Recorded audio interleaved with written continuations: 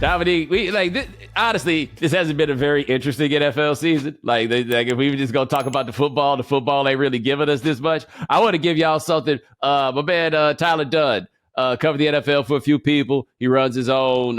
He running his own operation called Go Long. You know, when I see people who making it happen, who I know do good work, I throw them a little money, but I don't always be reading. You know, like I ain't always listening to the podcast, but I want to support. This time, I saw the emails came through. It was 3 in a row, and he's got a series about the Buffalo Bills and what's wrong. And the answer in 3 parts is Sean McDermott. I thought that I was kind of stepping out on a limb earlier this year. I forget which game it was, where I was like, hey, man, I think after they fired Dorsey, I was like, okay, so you know he's next, right? Like he moved out the one coordinator. They've just moved out coordinator number 2. And I want you to hear this right fast. This is from the first installment of Tyler Dunne series on Sean McDermott. He says here, is something he talking to a former coach. He says, how McDermott is quick to blame everyone but himself in defeat. That's why one coach in June began by asking a simple question. If they fail again this year, what does ownership do with Sean? 3 seconds later, he answered his own hypothetical.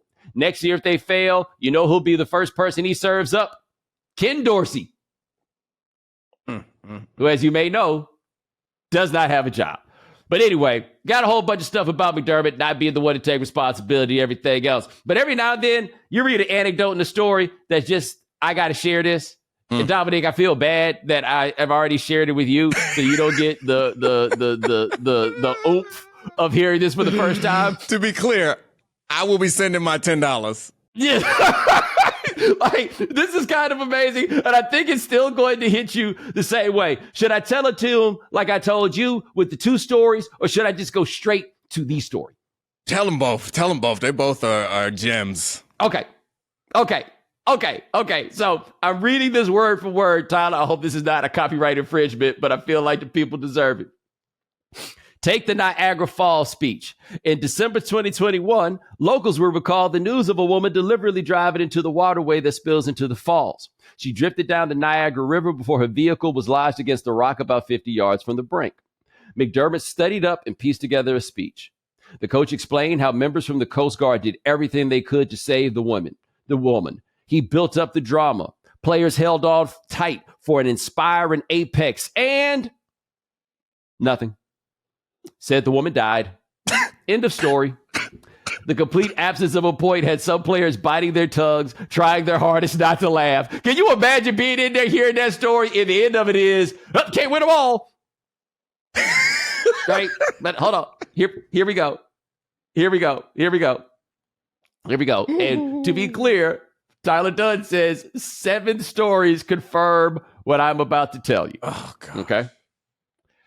At St. John Fisher College in Pittsford, New York, McDermott's morning address began innocently enough. He told the entire team they needed to come together. But then, sources on hand say, he used a strange model. The terrorists on September 11th, 2001. He cited the hijackers as a group of people who were able to get on the same page to orchestrate attacks to perfection. One by one, McDermott started asking specific players in the room questions. What tactics do you think they used to come together? A young player tried to methodically answer. What do you think their biggest obstacle was? A veteran answered, TSA, which mercifully lightened the mood. No one could fathom this insanity. Bruh!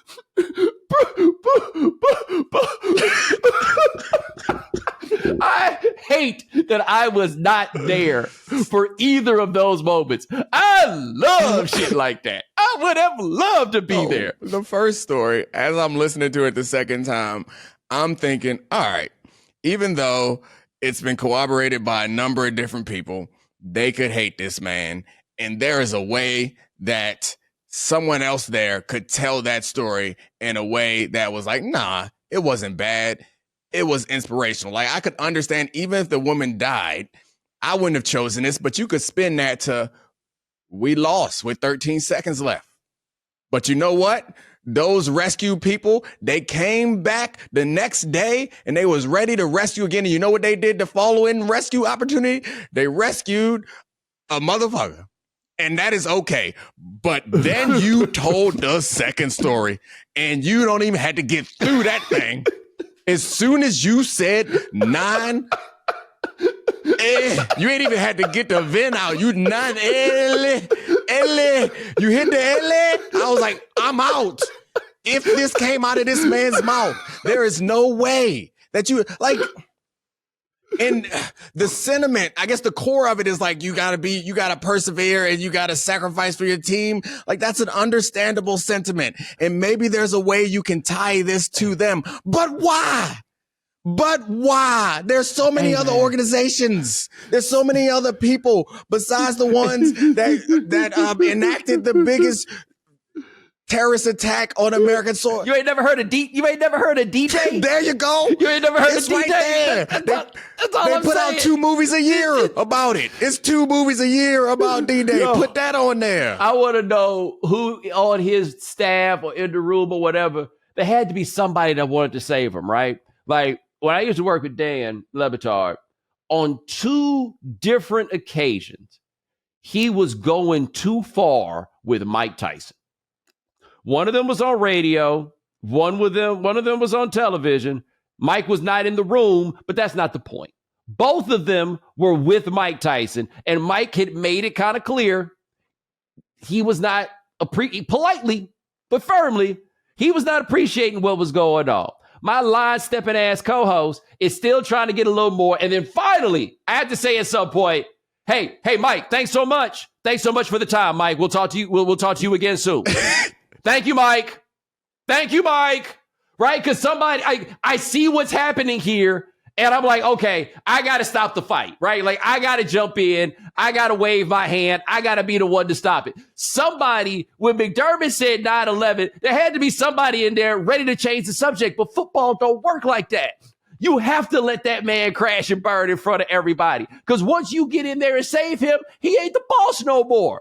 They don't do, I mean, that's how Antonio Pierce ended up the head coach in Oakland, because the boss was like, hey, let him do this. But, all right, so a couple things. One, again, I'm not off the fact that you could have chose Flight 93. You could have chose the people in there who stood, like, you could have stayed in that controversy and chose the right side. But that aside, I can't speak for everybody, but one of the reasons why I like doing this show with you is I know that you pretty good discretion when it comes to these things. And I can have these conversations with you that if I had them with someone else, I know myself, I might say a little too much. But I know that I have you there when we have these conversations, and you go finesse it and push us back in a situation where ain't nobody gonna get fired. We all need it sometimes. Head football coaches don't have it for their speeches. I've been a part of some bad speeches. Never offensive speeches, though. Like, you don't know who in that room. You don't know who been impacted by this. And it's just a terrible, terrible, terrible idea. I've been a part of speeches that didn't land. And it don't matter. We go out there and play hard anyway. The coaches think that moment is a big deal. I don't know. It doesn't matter. But you do want to give somebody, I do think for people, a story is nice. Giving them a story to grab onto is inspirational. But you want them to be able to envision themselves in that situation. And you want them to be able to identify with this. You want them to be motivated. Why in the hell? Like, you shouldn't, when we write, you get an editor. But there's also a little editor in your brain that's like, nah, homie, you can't do that. He don't have that. And he need to send his speeches to somebody else. Prize Picks is the most fun you can have by winning up to 25 times your money this football season, and now you can play during basketball season too. You just select 2 or more players, pick more or less on their projected stats, and place your entry. Prize Picks is really simple to play. You can make our picks and submit your entry in less than 60 seconds. So make sure you go to prizepicks.com/Bomani and use code Bomani for a first deposit match up to $100. That's prizepicks.com/Bomani. Prize Picks, daily fantasy sports made easy.